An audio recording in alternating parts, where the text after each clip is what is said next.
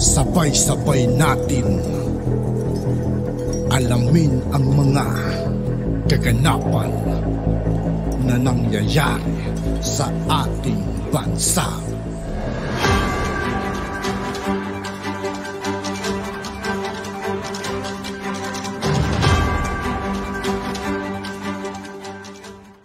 Yo, what's up mga kaibigan? This is I2K po again. Ngayon nandito ulit tayo sa channel ni Pinas News Insider. Dito ulit tayo magbibigay ng komento at reaksyon. Kaya samahan nyo ako guys. Let's go!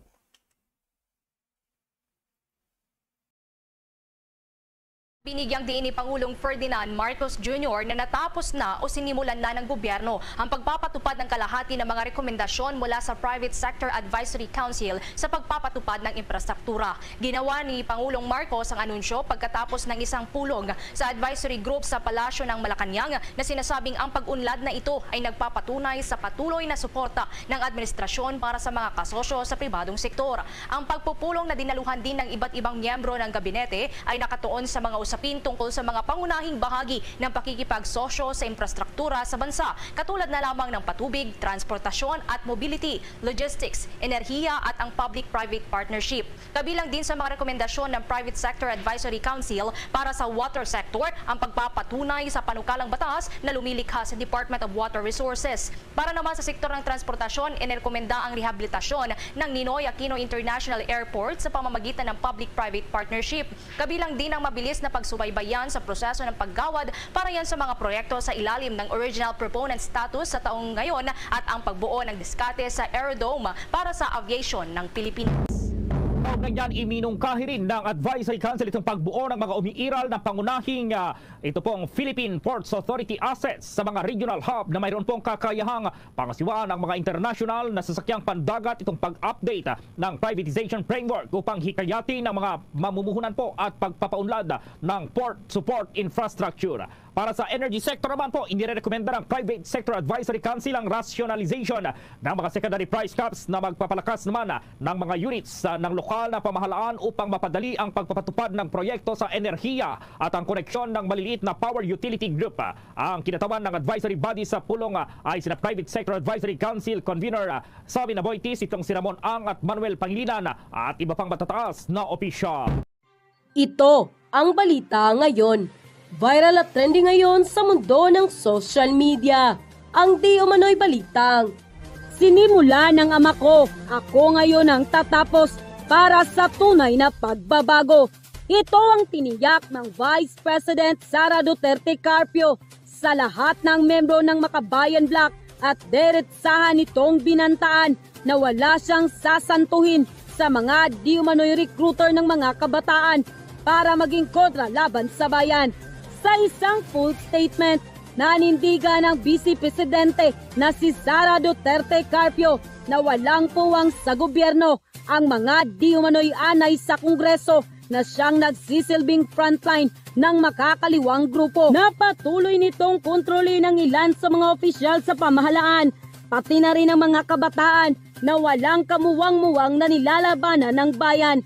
Ayon mismo kay Vice President Sara Duterte Carpio, hindi na siya makakapayag pa na tila palagpasin ng kanyang administrasyon bilang Vice President ang samut-saring isyu at kaso na dapat panagutan ng Makabayan Bloc sa ilang taong nakalipas, na tila isa sila sa nagbibigay problema at pangunahing recruiter ng mga kabataan mula mismo sa mga sikat na universidad na kinukumbinsi bawat isang membro ng Makabayan Bloc na sumali sa kanilang grupo at labanan ang gobyerno. Pero bago natin simulan ang balitang ito, please huwag kalimutang i-like ang video at subscribe at i-click ang notification bell para mas maging updated pa kayo lalo sa lahat pa ng bagong videos na i-upload namin. At eto na nga mga kababayan, walang paligoy-ligoy na binanata ng Vice President Sara Duterte Carpio ang bawat miyembro ng Makabayan Bloc sa di umano'y hindi nila matigil-tigil na pangre-recruit ng mga kabataan at patuloy na pagiging anay sa bayan. Sa kanyang official Facebook page, nilabas ng Vice President na si Sara Duterte Carpio ang mga listahan ng mga taong dapat hindi pagkatiwalaan ng mamamayan. Partikular na ang mga nakapasok sa gobyerno o party list member na kasapi ng Makabayan Bloc. Hindi na raw siya makakapayag pa na mayroon namang mapahamak na mga kabataan o kahit anumang Pilipinong nilalabanan ng makakaliwang grupo habang siya ang nakaupo sa pwesto. Ayon mismo sa buong pahayag ni Vice President Sara Duterte Carpio, I always have time for Makabayan Bloc. The laugh that I get reading Makabayan Bloc's hypocritical and dramatically rehearsed statements while thinking about how the Filipino people rejected the bid of Makabayan Muna and two other Makabayan Bloc party list group to once again infiltrate Congress and legitimize their existence while pretending that we do not know about their love affair with the NDFP and CPP is a way to distress from all challenges Department of Education and government need to address without help of Makabayan Bloc, of course. Marami na ang naloko ng Makabayan Bloc. Magaling sila sa propaganda at sanay sila sa pagsisinungaling. Sa loob ng maraming panahon, walang naglakas loob na ilabas ang katotohanan tungkol sa kanila. Gagawin natin ito ngayon. Ilang batang Pilipino na ang kanilang nahikayat na sumanib sa MPA para sumali sa isang gyera na hindi naman nauunawaan ng mga kabataan.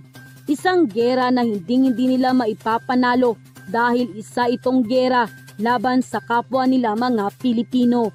Ilang pangarap at magandang kinabukasan na rin ba ng mga kabataan na ba ang hinayaan ng Makabayan Bloc na masira sa loob ng maraming mga taon? Ilang kabataan na ba ang namatay bilang PA na pagsasabi sa katotohanan tungkol sa relasyon ng Makabayan Bloc at sa NBA, CPA at NTF ay hindi rin taging o terror, taging ito ay pagsasabi lamang ng katotohanan. Opo, may panahon tayo para sa Makabayan Bloc. Panahon para tuluyan ng wakasan ng kanilang panlilinlang sa sambayanan. Sa naging full statement na inihayag ng Vice President na si Sara Duterte Carpio, tiniyak nito na kapag Makabayan Bloc ang pinag-uusapan ay lagi siyang may oras at ihahayag nito ang kanyang tunay na saloobin patungkol sa militanteng grupo na patuloy na nangungulo sa gobyerno. Ayon pa mismo kay Vice President Sara Duterte Carpio, hindi siya titigil hanggat hindi maubos ang bawat membro ng Makabayan Bloc na siyang nagsisilbing recruiter ng mga kabataan para sumali at labanan ang pamahalaan. Ayon mismo kay Vice President Sara Duterte, titiyakin niya na nasa 6 na taon niyang panunungkulan bilang Vice Presidente ng Pilipinas ay mananagot ang dapat managot na mga buhay na pinaslang ng nasabing militanteng grupo. Partikular na ang mga kabataan na nooy lumaban sa bayan. Nang lumabas nga ang balitang ito, ay hindi naman mapigilan ng marami sa ating mga kababayan na magbigay ng kanilang hinaing at komento sa mundo ng social media. At ayon pa sa kanila, yes po VP, tapusin na ang panliling lang sa mga kabataan ng mga hunyanong Makabayan Bloc na yan. Marami kaming magulang ang nagdadalamhati at nag-aalala sa pagkawala ng aming mga anak. Tama yan, BP. Walang naglalakas ng loob para labanan ang pag-legitimize sa mga true congressional position. Pero ang sambayanan ginagamit nila para panggulo sa gobyerno. Pilit nagsusumikap wakasan ang kahirapan at ayusin ang kinabukasan. Panahon na para wakasan ang mga yan. Thank you, BP Sara. Huwag hayaang lipunin tayo ng kapwa natin Pilipino sa ilalim ng mga CP at NTF. Dapat magkakaugnay ang bawat Pilipino sa pagtatangkol ng lipunan at ng bansa laban sa bansang magtatangkang sakupin tayo.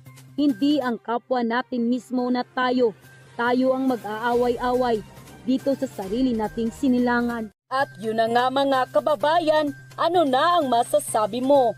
Kung mayroon kayong hinaing at komento tungkol sa video na ito, please comment down below. Pag-uusapan natin yan sa comment section. At kung nagustuhan nyo ang... At yun nga po mga kaibigan, dito po nagtatapos ang ating reaction video. Muli ako po si I2K ng Sundalo ng Dunggalo. Maraming salamat sa patuloy na pagsuporta. Yeah, Peace out.